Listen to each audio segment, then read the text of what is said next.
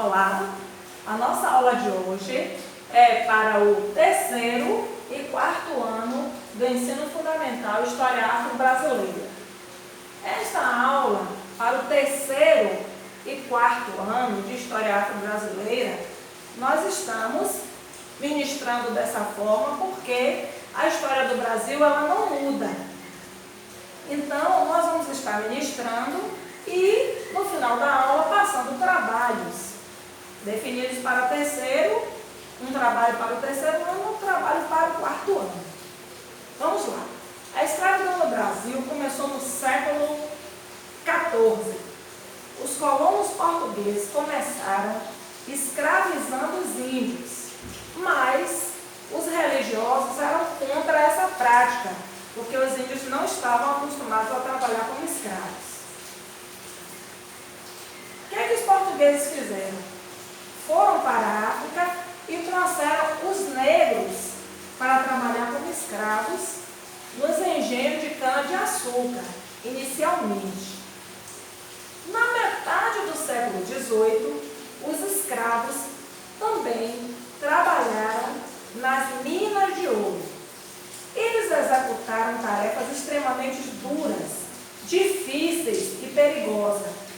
Eles eram maltratados, tinham péssima alimentação e dormiam em galpões feitos de pau a pique, cobertos de palha, úmidos e escuros, aos quais eles deram o nome de senzalas.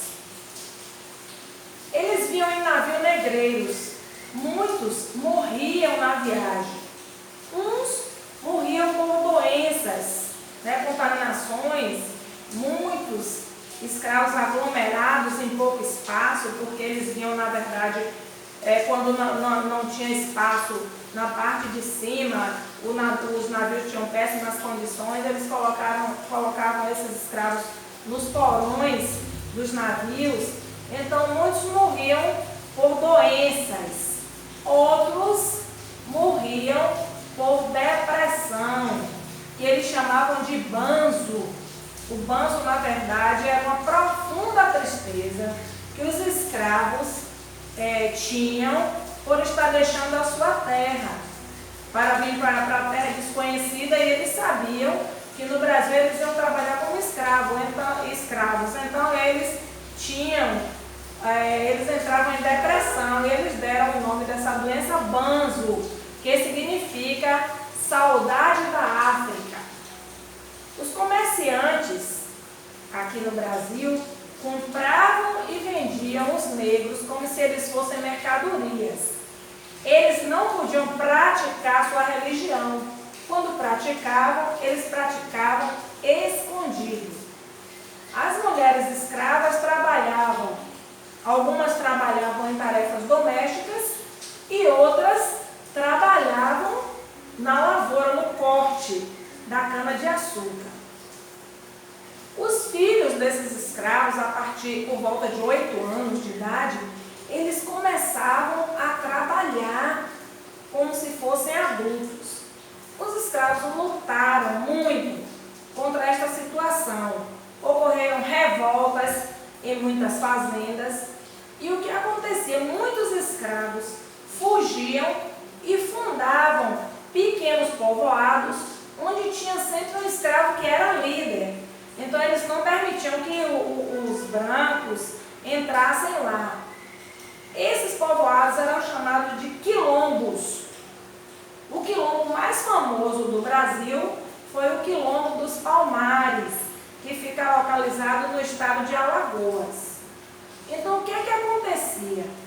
Quando os senhores de engenho, como eram assim chamados os donos das fazendas, percebiam que os seus escravos fugiam, eles mandavam os capitães do mato, que eram os caçadores de escravos, procurarem esses escravos, que muitas vezes eram caçados como se fossem bichos. Eles vinham amarrados em cordas, em fileira, para ser devolvidos aos seus donos. Mas, nos quilombos, os capitães do mato não entravam, porque eles tinham medo, porque na verdade eram muitos escravos. Então eles tinham medo da represália. Na verdade, eles tinham medo que fossem mortos pelos escravos. Então, os quilombos se tornava um lugar seguro para eles. Lá eles podiam praticar sua cultura, praticar sua religião, com mais liberdade. Em 1888, a princesa Isabel assinou a Lei Áurea e acabou a escravidão no Brasil. A história do Brasil tem algumas curiosidades que são pouquíssimos livros que a gente encontra. Por exemplo, por que se deu o nome à lei que aboliu os escravos de Lei Áurea? Porque a princesa Isabel assinou essa lei com uma caneta de ouro. Então deu-se o nome de Lei Áurea. O nome completo da princesa Isabel, pouca gente sabe. Claro que em uma prova, uma avaliação, nós não vamos exigir que vocês coloquem o nome completo da princesa Isabel, porque é um nome extremamente grande. Mas é bom que vocês saibam para uma questão de conhecimento. O nome da princesa Isabel era Isabel Cristina Micaela Gabriela Rafaela Gonzaga de Bragança. Era o nome completo da princesa Isabel. Ok?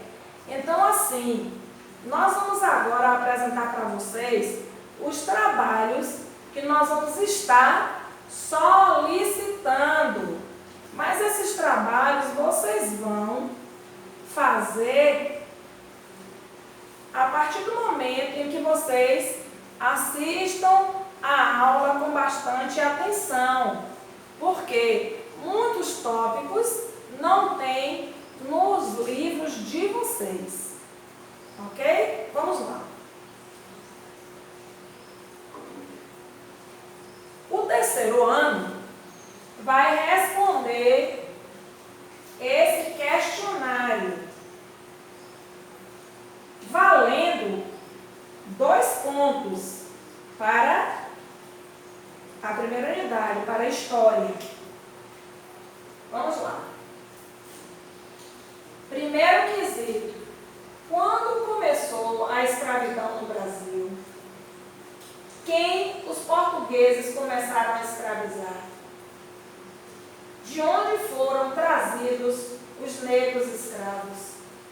Quais tarefas os escravos executavam? O que é que esses escravos faziam? O que significa banzo? Quando acabou a escravidão no Brasil e quem assinou a Lei Áurea? Vocês não precisam colocar o nome completo de quem assinou a Lei Áurea.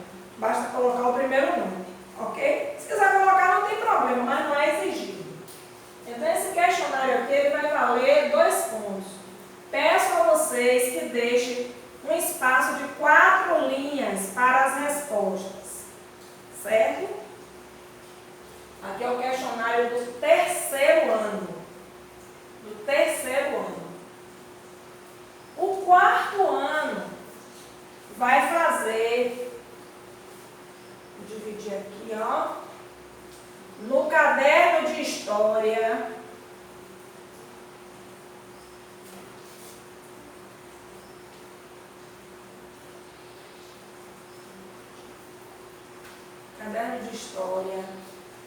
uma pesquisa.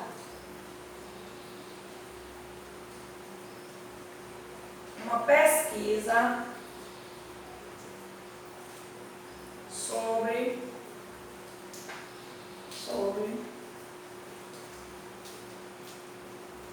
a escravidão no Brasil.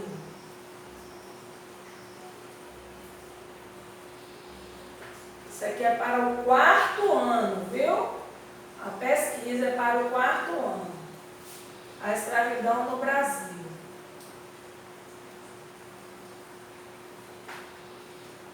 Gente, procurem fazer a pesquisa completa. Não façam meia página, 10 linhas para apresentar na escola como pesquisa, porque aí não é pesquisa. Eu quero uma pesquisa completa. Vai valer 2 pontos. É uma espécie de avaliação. avaliação. Então, vocês vão fazer a pesquisa, vocês vão ler, vocês vão ter a oportunidade de assistir a videoaula quantas vezes for necessário e no retorno nós vamos discutir, vocês vão falar para os seus colegas, para os professores, o que foi que você aprendeu. Assim nós vamos poder estar avaliando a que nível de conhecimento você chegou acerca do tema, certo? Essa pesquisa eu quero manuscrita,